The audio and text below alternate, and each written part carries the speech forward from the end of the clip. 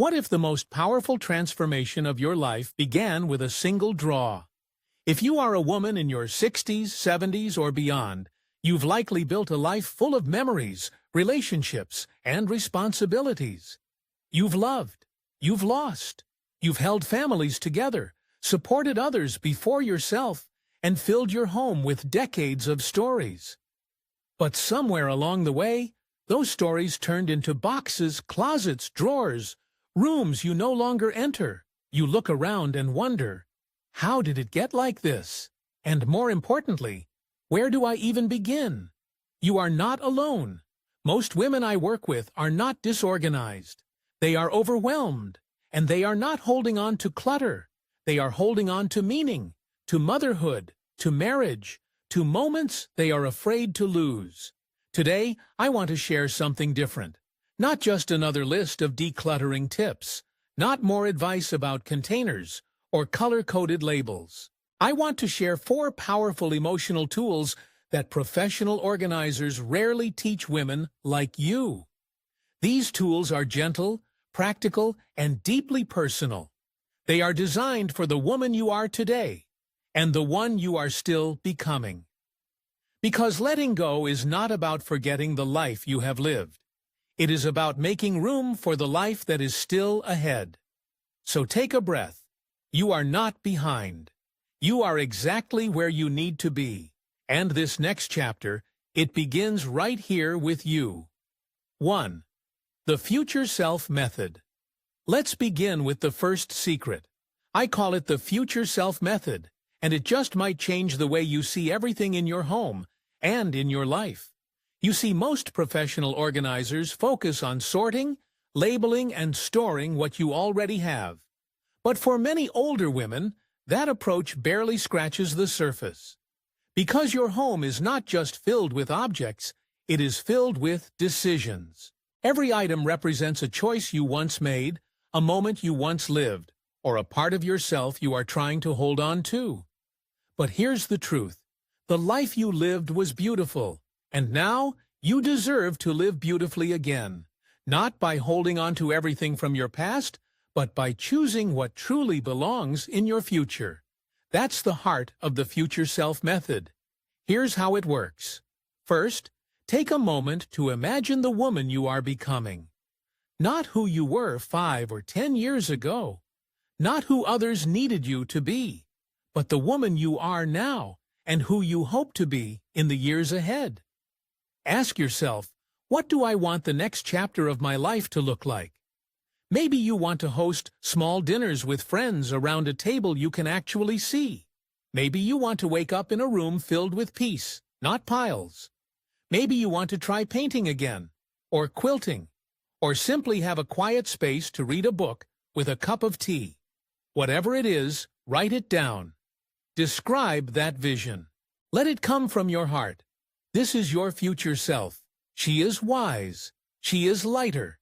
She is not defined by what she has, but by what she feels when she walks through her space. Now, as you begin to look at the things around you, the dishes, the decor, the linens, the gifts still in boxes, the things you've been moving from shelf to shelf, don't ask yourself, should I keep this? That question keeps you stuck in the past. Instead, ask yourself, does this belong in the life I am creating now? That single shift changes everything. Let me tell you about Carolyn. She is 68 years old, recently retired, and recently widowed. Her home was filled with memories, some joyful, some heavy, and so many things that no longer served her life today. When I first met Carolyn, she told me she felt like a stranger in her own home. Every room reminded her of what was, but not what could be.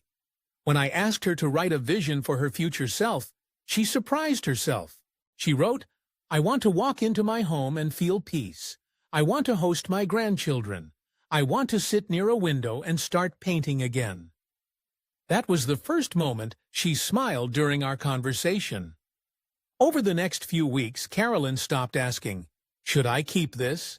She started asking, "Does this belong in my future?" She kept one beautiful tea set for hosting her granddaughter's pretend parties. She let go of the formal silver she hadn't used in 20 years. She transformed her guest room, which had become a storage space for her husband's things, into a light-filled art corner with watercolor supplies. She did not forget her husband. She honored him by creating space for herself. That's what this method is all about, creating space, not just in your home, but in your spirit. So I invite you to try it. Today, this week, choose one small area, a drawer, a shelf, a corner of a room. Before you pick up anything, take a breath. Say to yourself, I am choosing with my future in mind. And then ask that gentle but powerful question, does this belong in the life I am creating now? You don't have to do it all at once. This is not about rushing. This is not about proving anything. This is about honoring your own next chapter and doing it with grace. Let me remind you, letting go does not mean letting go of who you are. It means making space for more of who you want to be. And the woman you're becoming, she deserves a home that reflects her fully, not her past, not her obligations, but her possibility. 2. The legacy timeline technique. Let's talk about the second secret, one that is especially meaningful for women who have lived full, generous, deeply connected lives. I call it the legacy timeline technique. Now, this might be a little difficult to hear at first, but I want you to stay with me, because what I'm about to share can bring an incredible sense of freedom. Here it is. Most adult children, about 65% according to research, do not want the things we've spent a lifetime saving for them. Not the fine china, not the crystal, not the 12 boxes of holiday decorations, or every school project from kindergarten to high school. I know that may sting. Many of us have spent years preserving family history, holding on to heirlooms, storing keepsakes, with the beautiful intention of passing it all down. You saved your wedding dress in case a granddaughter might wear it. You kept your mother's dishes, your uncle's war medals, your children's baby clothes, all for the people you love most. But here's the truth that professional organizers often avoid because it's hard to say out loud. Your memories are precious, but your loved ones may not connect with your items in the same way you do. And that doesn't mean they don't love you. It just means they love differently. They live differently. So, what do you do with a lifetime of sentimental belongings when the next generation may not want them? This is where the legacy timeline technique can change everything. Here's how it works. First, instead of holding on to everything just in case, we begin making intentional choices based on reality and relationships, not assumptions. Start by creating 3 clear categories for your sentimental items. Category 1. Enjoy now. These are things you still love and can use or display today. Maybe it's your favorite quilt from your mother, or the tea set your aunt gave you. Don't hide them away. Use them. See them. Let them bring you joy. Category 2. Document and release. These are items that carry meaning but may no longer serve a purpose in your space. Take photos. Scan letters. Create a digital archive of recipes, artwork, or old family photos. The memory stays. The item can go. Category 3. Pass down now. This is the most powerful shift. Instead of waiting until you're no longer here, consider sharing these treasures while you're still able to tell the stories behind them. Let me tell you about Barbara. She was 74 years old and had lived in her home for over 40 years. Every closet, cabinet, and spare room held generations of family history, most of it untouched, all of it saved for her children and grandchildren. When I shared the research with her, she was quiet. Then she said, "I never asked them what they actually wanted. I just assumed." So she picked a weekend, made lunch, and invited her daughters over. At the table, she gently asked, "If you could choose just a few things that truly matter to you from this home, what would they be?" What happened next surprised her. One daughter had always loved a painting in the hallway, but had never mentioned it. Another wanted the handwritten recipe box, but not the dishes.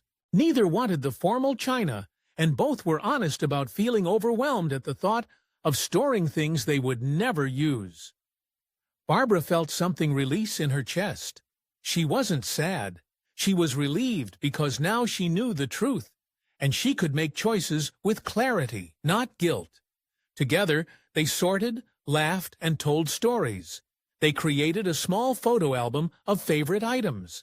They wrote down family memories in Barbara's handwriting. And Barbara gave her daughters gifts, not burdens, while she could see them appreciated. That's the power of the legacy timeline. It honors the past and the present. It allows you to curate your legacy instead of leaving behind a mystery. So I invite you to ask the question, what would it feel like to begin giving your treasures now with love and intention? Imagine watching your granddaughter wear your locket, hearing your son laugh over an old photo, or baking with your daughter using the same rolling pin your own mother used. Not someday, but now. Legacy is not about things, it's about connection. And you get to decide how that connection is shared. So take a breath. This is not about erasing your history. It's about shaping it thoughtfully, purposefully, with love. 3. The emotional anchoring system. Now, let's move into the third decluttering secret. And I'll be honest with you, this one may touch your heart in a very tender place. I call it the emotional anchoring system. And it's something that professional organizers almost never talk about, even though it's often the real reason people struggle to let go. Because the truth is, for women like us, clutter is rarely just about stuff. It's about love. It's about identity. It's about connection. When I sit down with women who feel stuck, it's not because they don't know how to sort. It's because they're afraid that by letting go of certain objects, they'll lose parts of themselves. Or worse, lose the people those objects remind them of. Maybe you've felt it too. Maybe you've stood in front of a closet full of your late husband's clothes and thought, if I let these go, will I forget the way he smelled? Maybe you've held your child's tiny shoes from 40 years ago and whispered, how did it all go by so fast? This is not disorganization. This is grief. This is love that has nowhere to go. And that's where this system comes in, not to take things away from you, but to help you hold on in a way that brings comfort, not clutter. Here's how it works. Step 1. Identify the story behind the stuff. Choose one category of items that's hard for you. Maybe your spouse's belongings, your children's keepsakes, or even things from your career. Now ask yourself, what am I really holding on to? What feeling? What memory? What identity? For example, when I worked with Joyce, a 71-year-old former teacher, she had dozens of boxes from her classroom, worksheets, decorations, letters from students, even the old lesson plans she had written by hand. When I asked her why she kept them, she said softly, I was proud of that part of my life. I felt seen. I felt like I mattered. And there it was, the real anchor. It wasn't about the papers. It was about being valued. Step 2. Choose 1 or 2 signature items to represent that story. You don't have to keep everything, but you can keep the right thing. For Joyce, it was a wooden apple-shaped plaque that her students had signed the year she retired. She hung it in her office. She let the rest go, knowing her story still had a home. For another woman I worked with, it was her husband's favorite flannel shirt. She didn't keep the closet full, just that one, and she had it made into a pillow she could hold. This is the moment where the emotional weight starts to lift. Not because you've forgotten, but because you've honored the memory in a new form. Step 3. Create alternative anchors. Sometimes the best way to preserve a memory is through ritual, documentation, or transformation. If you're not ready to let go completely, try this. Take photos of sentimental groupings, your child's toys, your spouse's tools, your parents' keepsakes, and create a small memory book. Invite your family to help. Share the stories. Let them pick something that speaks to them. Use a beloved item in a new way, like turning old shirts into a quilt or framing your mother's recipe card in the kitchen. Letting go becomes easier when we know that the love will stay with us, in a new shape, in a new place, in a new way. Let me tell you about Margaret. She had been widowed for 6 years. Her husband's workshop had remained untouched, covered in dust, still exactly the way he left it. She told me, "I just couldn't go in. It felt like closing the door on him." So we did something different. We didn't start by sorting. We started by remembering. She picked up his favorite hammer and told me a story about the time he built their kitchen table with it, by hand. She smiled. She cried. And then she said, "That's the one I want to keep." Together we placed that hammer in a shadow box with a photo of him at work, and we hung it in her reading nook. It became a tribute, not a burden, a sacred presence in a space she could finally enjoy again. The rest of the tools, she invited her sons and grandsons to choose one each. They sat around that kitchen table and shared memories as they picked. By the end, Margaret had reclaimed the workshop as a quiet space for herself, with soft light, books, and a cozy chair. She didn't feel like she had lost him. She felt like she had found a new way to bring him into her everyday life. That is what the emotional anchoring system can do. It helps you move from sorrow to gratitude, from fear to peace. It teaches you that you don't have to carry everything in your hands to carry it in your heart. So I invite you, take a moment today to ask yourself, what story am I holding on to? And how can I honor it without holding on to everything? You are not discarding your life. You are curating it. And in doing so, you create more space, not just in your home, but in your soul, for the Threshold Mastery Protocol. Now that you've learned how to gently let go of the past, it's time to talk about how to protect your future. This final secret is the one that keeps your progress from quietly slipping away. I call it the Threshold Mastery Protocol, and it might be the most life-changing part of all. Because here's something that surprises many people. Most clutter doesn't come from what we've kept. It comes from what we keep letting in. Studies show that nearly 80% of people who go through a major decluttering process end up right back where they started within 18 months. Why? Because they didn't change the flow. They focused only on what they were getting rid of, not on what they were allowing in. If you've ever cleared a room only to find it slowly fill back up again, you already know this cycle. But the good news is, there's a way out, a way forward. That's what the Threshold Mastery Protocol is all about. Let me tell you about Nancy. Nancy is 72. She's retired, active in her church, and the kind of woman everyone trusts, which also meant she had become what I call the keeper. When her friends downsized, they gave things to Nancy. When her grown kids moved, they left boxes behind with Nancy. And when she shopped, she often bought just in case, or because it was a good deal. One day she told me, "I feel like my home has become a storage unit for other people's lives." If you've ever felt that way, I want you to know you are not alone. Many women at this stage of life carry an invisible burden, the sense that they should keep things for others, for memories, for emergencies, or just because they always have. But what would it feel like to walk through your door and know that everything inside truly belongs to your life now? That's what this system gives you, a way to say yes and no with confidence and peace. Here's how it works. Step 1. Identify your personal clutter triggers. These are the patterns that lead to accumulation. You don't need to judge yourself. Just be honest.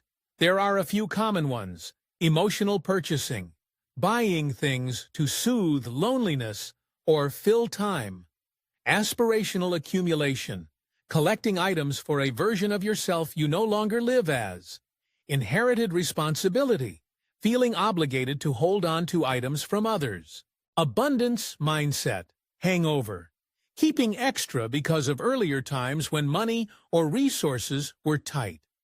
When Nancy reflected, she realized she was saying yes out of guilt.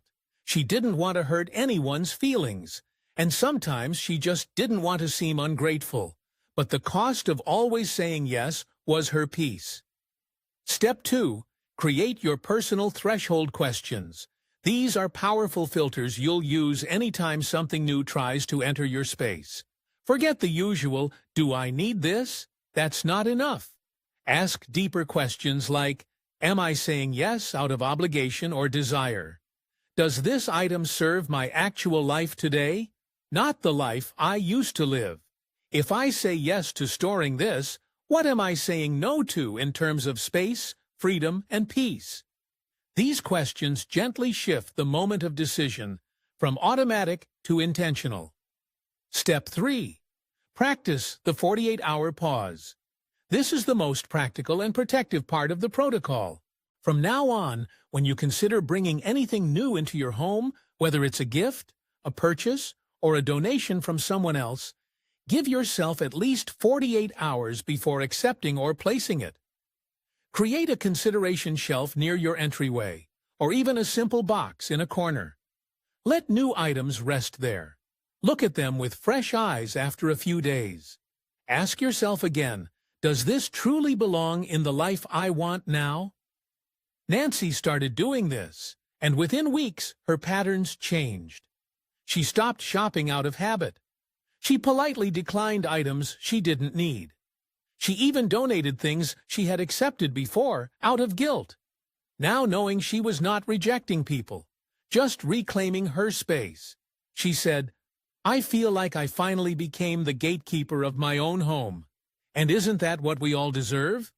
Your home is not just a place where things live. It's where you live. And as your seasons change, your home should change with you, becoming simpler, clearer, and more nourishing for who you are now. So before we move on to the final reflections, I want to leave you with this question. What would it feel like to treat your home as sacred space, where only what serves your soul is allowed in? That is the heart of threshold mastery. You don't have to live as the keeper of other people's things. You can live as the curator of your own peace. Letting go is one kind of power, but learning to say a gentle, thoughtful no, that is the kind of power that protects everything you've worked so hard to reclaim. Take a moment. Breathe. You've just walked through 4 powerful, compassionate shifts that most professional organizers never talk about, because these aren't just about tidying a home. They are about transforming a life. I want to remind you, it is never too late to choose peace. It is never too late to release the weight. It is never too late to start again, surrounded only by what truly supports you. Your worth is not measured by how much you store. It is honored by how you choose. Now, I know some of you may be thinking, but I don't know where to begin. That's okay. You are not behind. You are not alone. Even one drawer, one shelf, one gentle decision is enough to begin. Here's something you can do today. Look around your home and choose one item, just one, that you know does not belong in your next chapter. Thank it for the role it played in your story. And then, let it go. Because that is what this journey is really about. Not making your space look a certain way, but making your space feel like freedom. And before we close, I would love to hear from you. If you could describe your ideal home in one word, what would that word be? Is it peaceful, spacious, joyful, light? Share that word in the comments. Let it be a small promise you make to yourself, a vision to hold on to as you gently move forward. And if you found this message helpful, if it stirred something in your heart, please share it with another woman in your life. A sister, a friend, a neighbor, someone who may be carrying too much and just needs a little permission to begin releasing. Because sometimes the most loving thing we can do is let go, and sometimes the most powerful thing we can feel is light. Thank you for spending this time with me here on Wise Elders Insight. You are seen, you are strong, and you are deeply deserving of a home that holds you with the same grace you've shown others for so many years.